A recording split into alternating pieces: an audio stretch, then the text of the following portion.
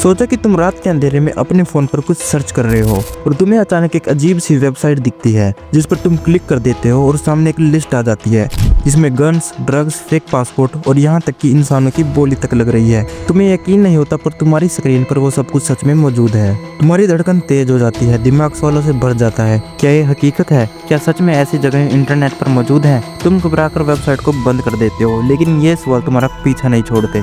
पर ये सिर्फ एक वेबसाइट नहीं बल्कि एक पूरी दुनिया है जो हमारी आंखों से छुपी हुई है। एक ऐसी दुनिया जो इंटरनेट का 95% हिस्सा कवर करके बैठी है, जिसके बारे में हमें कोई अंदाजा भी नहीं होता। पर यह हिस्सा छुपा क्यों है? वहाँ आखिर चल क्या रहा है और आखिर इस अंधेरे के पीछे और कितने राज छिपे हैं? और क्या तुम हिम्मत करोगे इस रहस्यमय दुनिया की हकीकत जानने की?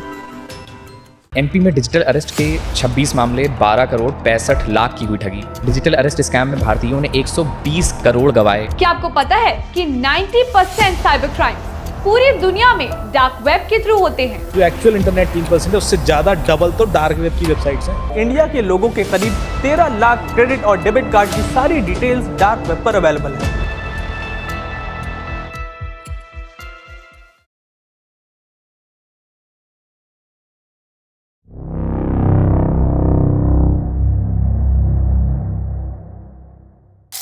दोस्तों, इंटरनेट को आप एक एग्जाम्पल की मदद से समझ सकते हैं। मान लीजिए एक समुद्र है जिसे 3 हिस्सों में बांटा गया है। पहला है सरफेस वेब, वो लहरें जो हर किसी को दिखती हैं, यानी Google, Facebook, Instagram, YouTube, news websites जिन्हें हम डेली यूज़ करते हैं। ये पूरे इंटरनेट का 4 to 5% होता है। दूसरा है डीप वेब, पानी का वो हिस्सा जहां आपका पर्सनल डाटा मौजूद होता है, जैसे bank details, emails, medical records etcetera.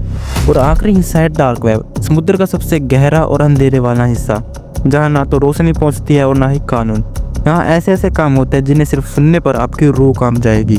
यहाँ ऐसी वेबसाइट्स हैं जो आपको गूगल पर कहीं नहीं मिलेंगी, और इन्हें खोलने के लिए आपको एक खास तरह के ब्राउज़र की ज़रूरत पड़ती है जिसका नाम टोर ब्राउज़र है। लेकिन सवाल ये आता है कि आखिर ऐसा इंटरनेट बनाया ही क्यों गया?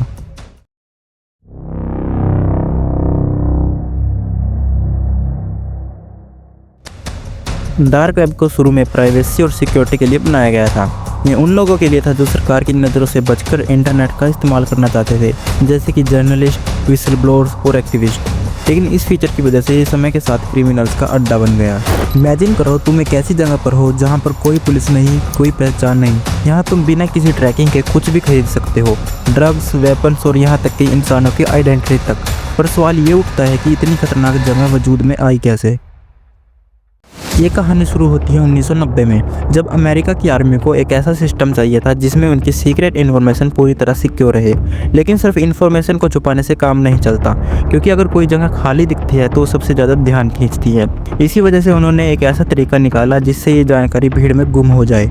उन्होंने इस सिस्टम को आम जनता के बीच शुरू कर दिया ताकि लाखों लोग इसे इस्तेमाल करें और उनकी सीक्रेट इन्फॉर्मेशन उसमें छिपी रह सके।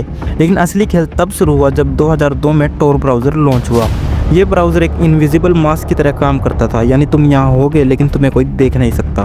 पहले ये सिर्फ प्राइवेसी चाहने वाले लोगों के लिए था, लेकिन 2006 में जब इसका एडवांस्ड वर्जन आया तो डार्क वेब आम लोगों की पहुंच में भी आ गया। और फिर जो हुआ उसने पूरी दुनिया को हिला के रख दिया।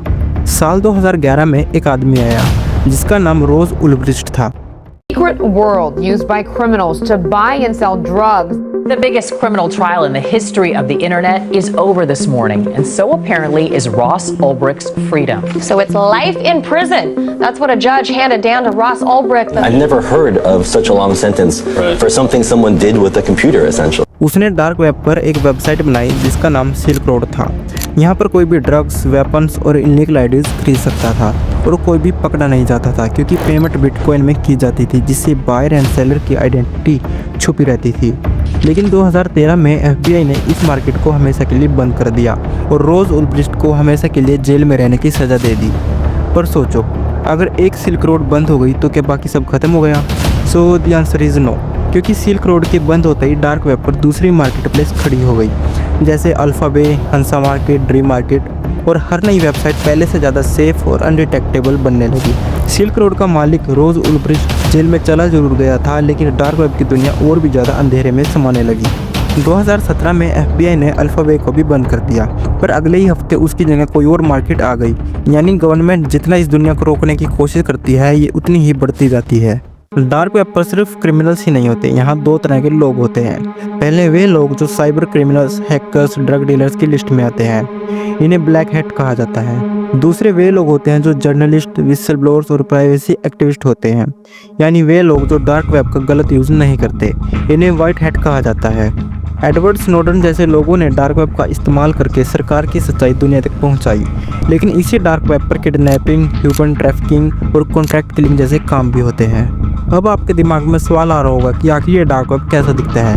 इमेजिन करो तुम्हारे सामने एक ब्लैक स्क्रीन है, कोई कलरफुल आइकन्स या एड्स नहीं है, सिर्फ काले पन्नों पर सफ़ेद शब्द। यहाँ की वेबसाइट्स किसी अजीब भाषा में लिखी होती हैं, URLs भी अजीब होते हैं। ज़्यादातर वेबसाइट्स खाली होती हैं, लेकिन जैसे ही तुम आगे बढ़ते हो तुम्हें हिडन फॉर्म्स मिलते हैं जिनमें लोग किसी और ही दुनिया की बातें कर रहे होते हैं। यहाँ कोई नाम नहीं होता, सिर्फ कोड नेम होता है।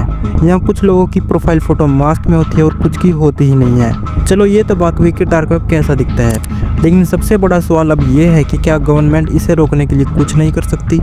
तो देखो, गवर्नमेंट इन क्रिमिनल्स को कई तरीकों से पकड़ती है, जैसे कि अंडरकवर एजेंट्स बनकर क्रिमिनल्स को ट्रैक किया जाता है, इलीगल वेबसाइट्स को ब्लॉक किया जाता है, क्रिप्टो करेंसी ट्रांजैक्शन ट्रेस करने के लिए ब्लॉकचेन एनालिसिस का इस्तेमाल किया जाता है। लेकिन क्या डार्क वेब को कभी पूरी तरह ख़त्म किया जा सकता है? आई डोंट थिंक सो, क्योंकि जैसे जैसे सरकार इसे रोकने की कोशिश करती है वैसे वैसे ये और ज़्यादा गहराई में चला जाता है। डार्क वेब के बारे में इतना कुछ जानने के बाद शायद तुम्हें डार्क वेब एक्सप्लोर करने की क्यूरियोसिटी हो रही होगी, लेकिन सच मानो यहाँ जाना अपने पैर पर कुल्हाड़ी मारने जैसा है, क्योंकि यहाँ पर आपका एक गलत क्लिक आपकी पूरी लाइफ बर्बाद कर सकता है। अगर फिर भी डार्क वेब पर आप जाना चाहते हो तो हमेशा इन सेफ्टी टिप्स का ध्यान रखना। नंबर 1, VPN के बिना डार्क वेब को कभी यूज़ मत करना। नंबर 2, किसी भी लिंक पर रैंडमली क्लिक मत करना। नंबर 3, किसी भी फाइल को डाउनलोड मत करना। नंबर 4, इलीगल एक्टिविटीज़ में मत फंसना। डार्क वेब सिर्फ एक मिस्ट्री नहीं बल्कि एक अलग ही दुनिया है, एक ऐसी दुनिया जो कुछ लोगों के लिए आज़ादी का रास्ता है और कुछ के लिए सबसे खतरनाक जाल। सवाल ये है, अगर तुम्हें डार्क वेब एक्सप्लोर करने का मौका मिले तो क्या तुम जाओगे? कमेंट में बताओ। हमारी ये डॉक्यूमेंट्री अगर आपको अच्छी लगी हो तो इसे लाइक और शेयर जरूर कीजिए। मैं मिलता हूँ आपको अगली वीडियो में, तब तक के लिए बाय।